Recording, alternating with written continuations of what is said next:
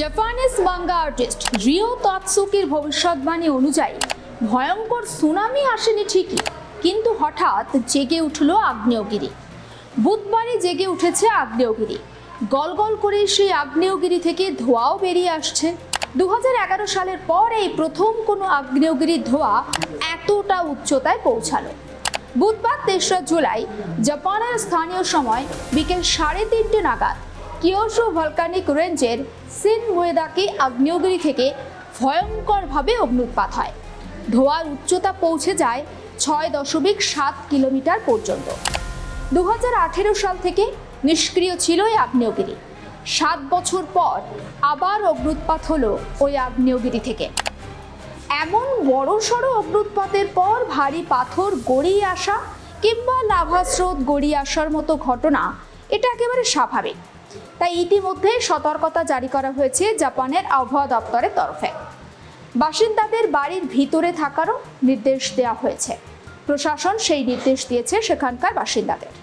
আর এরই মধ্যে জানা যাচ্ছে জাপানের দক্ষিণে একেবারে প্রত্যন্ত দ্বীপগুলিতে কয়েক সপ্তাহে প্রায় 1600 বার ভূমিকম্প অনুভূত হয়েছে। আতঙ্কে দ্বীপ ত্যাগ করতে শুরু করেছেন সেখানকার স্থানীয় বাসিন্দারা। সোমবার এই তথ্য জানিয়েছেন স্থানীয় মেয়র গেনিচিরো কোগো। ভূমিকম্পের সবচেয়ে ক্ষতিগ্রস্ত আকুসেকি দ্বীপ। সেখানে এখনো পর্যন্ত কোনো বড় ধরনের শারীরিক ক্ষয়ক্ষতির খবর পাওয়া যায়নি। রবিবার গভীর রাতে 5.1 মাত্রার একটি কম্পন অনুভূত হয়, কিন্তু তার আগে 21শে জুন থেকে প্রায়শই কম্পন হচ্ছে। ফলে শান্তিতে ঘুমোতে পারছেন না সেখানকার বাসিন্দারা। 89 জন বাসিন্দার মধ্যে অন্তত 44 জন আকুসেকি দ্বীপ ছেড়ে কাগোশিমা শহরে আশ্রয় নিয়েছেন। মেয়র কুবো সংবাদ সম্মেলনে জানিয়েছেন, আরেকটি কাছাকাছি দ্বীপ থেকেও 15 জন মানুষ এলাকা ছেড়েছেন। জাপানে কি তাহলে আবারও সুনামি আছড়ে পড়তে পারে? কি বলছেন আবহাওয়াবিদ সুজিব কর? এই যে জাপানে একাধিক ভূমিকম্পের আশঙ্কা করা হচ্ছে, এর পাশাপাশি সুনামিও হতে পারে, এটা নিয়ে আপনার কি বক্তব্য, কি বলবেন? বিষয়টা হলো, জাপান প্রশান্ত মহাসাগরীয় আগ্নেয় মেখলার মধ্যে অবস্থিত বেশ কতকগুলো আগ্নেয়গিরি নিয়ে গঠিত একটা দ্বীপ বলা যেতে পারে। অসংখ্য দ্বীপ নিয়ে জাপান। এই দ্বীপগুলোর মধ্যে বেশ কিছু মৃত আগ্নেয়গিরিও আছে, আবার বেশ কিছু পার্শ্ববর্তী অঞ্চলে বেশ কিছু জীবন্ত আগ্নেয়গিরিও আছে। এবং শুধু তাই নয়, প্রশান্ত মহাসাগরীয় পাত জাপানের প্রান্তবর্তী অঞ্চল দিয়ে ধীরে ধীরে মাটির মধ্যে প্রবেশ করছে। এবং এই ঘটনাটা রিসেন্টলি অনেকটা ফাস্ট হয়ে গেছে। তার কারণ আপনারা জানেন, উত্তর গোলার্ধে মেজর পার্টে প্রায় কোনো বরফ নেই, এবং যার ফলে আলটিমেটলি উত্তর গোলার্ধের ম্যাক্সিমাম জায়গাতে ভূমিভাগ তার ব্যালেন্সটাকে হারিয়ে ফেলেছে। এখন যার ফলে সেই ব্যালেন্সটাকে রিগেন করতে গেলে ন্যাচারালি পাতগুলোকে সক্রিয় হতে হবে। এবং সেই পাতগুলো সক্রিয় হওয়ার একটা বড় বিষয় হচ্ছে জাপানের পার্শ্ববর্তী অঞ্চলে ভূমিকম্প, অথবা আমাদের ইন্দো অস্ট্রেলিয়ান প্লেটের একেবারে পূর্ব প্রান্তে, এবং সেটাও কিন্তু প্রশান্ত মহাসাগরের উপকূলবর্তী অঞ্চলে। ফলে ন্যাচারালি এই জায়গাটা কিন্তু, অর্থাৎ এইখানে যে চ্যুতি রয়েছে বা ফল্ট রয়েছে, সেই চ্যুতিরেখা অত্যন্ত সক্রিয় অবস্থায় এই মুহূর্তে রয়েছে, এবং তারা প্রতি মুহূর্তে প্রচুর পরিমাণে তাপমাত্রাকে বিকিরণ করছে। ফলে তার থেকে আমাদের একটা ধারণা হচ্ছে যে খুব রিসেন্টলি হয়তো এই অঞ্চলে বড়সড় ভূমিকম্প সংঘটিত হতে পারে।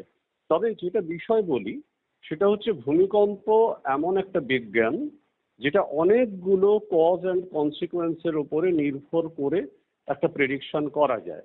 ফলে সেই প্রেডিকশনের পরিপ্রেক্ষিতে বলা যেতে পারে যে জাপানে হতে পারে, অথবা ইন্দো অস্ট্রেলিয়ান প্লেটের পূর্ব প্রান্তে হতে পারে। তবে যেটা গুরুত্বপূর্ণ বিষয়, যেহেতু এটা সমুদ্রের উপকূলবর্তী অঞ্চলে, এবং পাত যেখানে অবনমিত হচ্ছে প্রশান্ত মহাসাগরীয় পাত, সেটা যেহেতু জলের মধ্যে সংঘটিত হচ্ছে, তার ফলে এখানে ভূমিকম্প হলে কিন্তু সুনামির সম্ভাবনাটা অনেকটা বেশি থেকে যাচ্ছে। ফলে এটা শুধুমাত্র একটা সম্ভাবনা বলা যেতে পারে।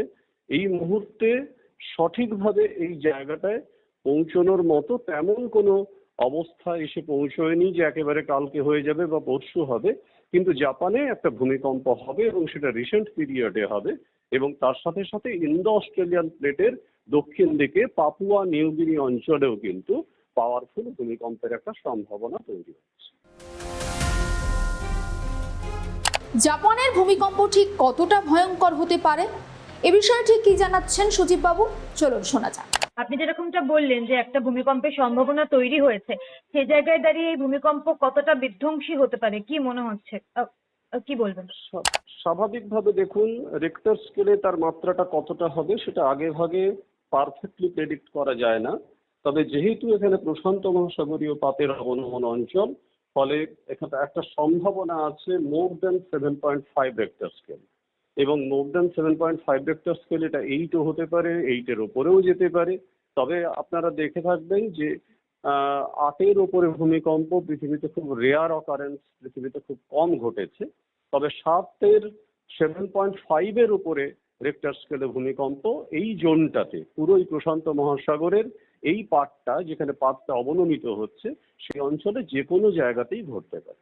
জাপানের ভূমিকম্পের প্রভাব কি ভারতে পড়তে পারে, কি বলছেন আবহাওয়াবিদ সুজিত কর?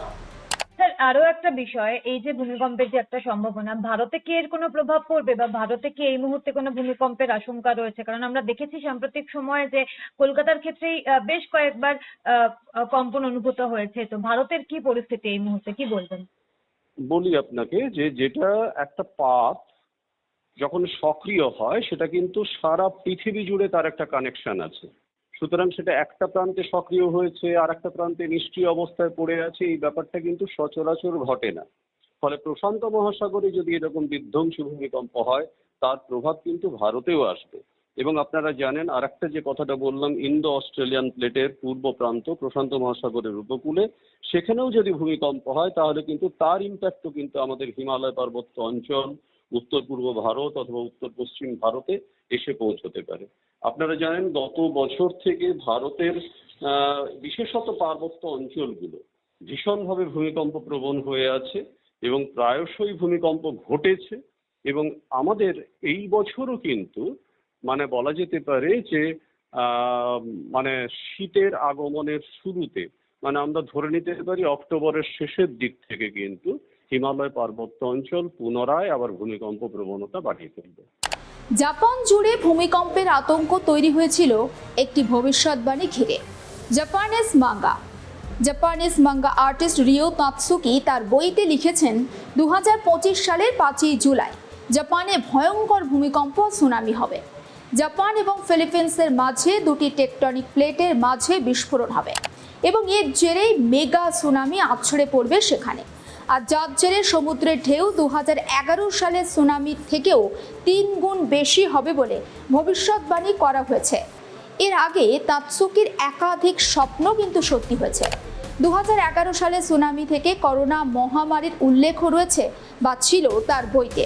আর সেই কারণেই তাকে জাপানিজ বাবা ভাঙ্গা বলেও সম্বোধন করা হয়। তার এহেন ভবিষ্যৎবাণী ঘিরে আতঙ্কের মধ্যেই আগ্নেয়গিরির এই অগ্ন্যুৎপাত এবং ইতিমধ্যেই ভূমিকম্প বা ভূকম্পন শুরু হয়েছে। এই আবহে জুলাই মাসে জাপানের বুকিং বাতিল করেছেন বহু পর্যটক। তাতসুকির ভবিষ্যৎবাণী সত্যি হবে না তো?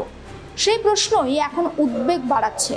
জাপানের ভূমিকম্প সংক্রান্ত আরও আপডেটের জন্য আপনার নজর থাকুক আর প্লাস নিউজে।